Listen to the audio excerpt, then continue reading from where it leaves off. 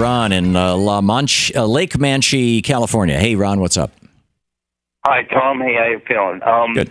This thing's been boggling my mind. This doesn't have any logical outcome. And subversion, that's a word, because it's the most secretive thing. This right there is like ingredients that are beyond 5 on the list that you don't want to eat.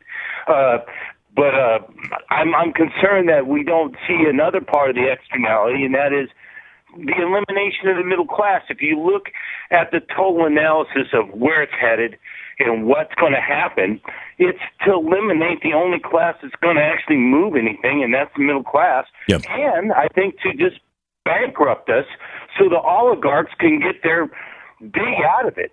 I agree.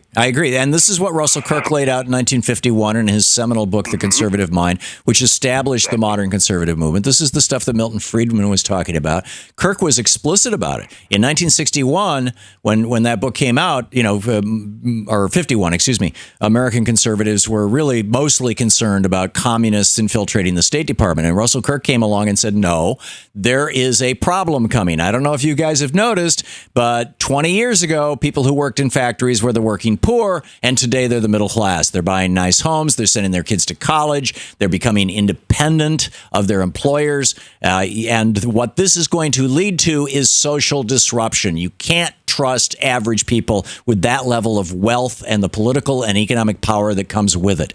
What you are going to see is social disruption, mark my words. And sure enough, and by the way, his book was the basis of Barry Goldwater's philosophy, the basis of William F. Buckley's philosophy.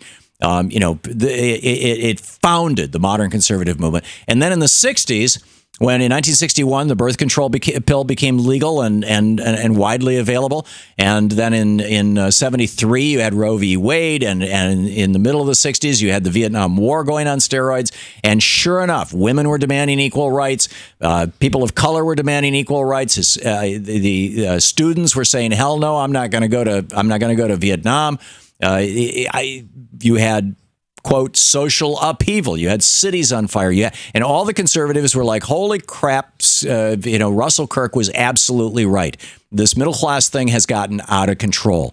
Ronald Reagan said it really well. He said when he was asked why he was defunding the University of California system, so that, because when Reagan came in as governor, anybody in California, you had to live in the state for 6 months to become a resident. And once you did that, you could go to college for free, all the way through medical school to PhD, whatever, anywhere in the state of California. And Reagan said, why should I pay the tuition for a bunch of brats who want to protest my policies?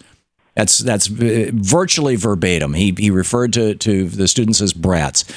And then and basically what he was echoing was Russell Kirk's warning, which is, look out. If you've got a strong middle class, you're going to have an unstable society. And instability is the thing that conservatives fear the most. Instability traditionally is the thing that people like Thomas Jefferson, who was not only in favor of instability, he was a revolutionary. Love the most rather than fear the most, right? Instability is where change happens. This is not a negative instability. But, Milton... The numbers don't add up, though. It's like they actually want us to go bankrupt. The sooner, the better. Yeah. That's the weird part. Except that they will not allow us to go bankrupt with regard to our student loans and, in many cases, our mortgages. But this is the destruction of the American middle class was not an accident. This was planned. This is the reason for Reaganomics, and it's the reason for corporate free trade, or one reason. And the other reason, of course, is to take trillions of dollars, and the best guesses are it's $6 to $8 trillion just in the last decade, and move it out of the pockets of the middle class and into the pockets of the top 1%. And that's what's going on. Ron, thank you for the call.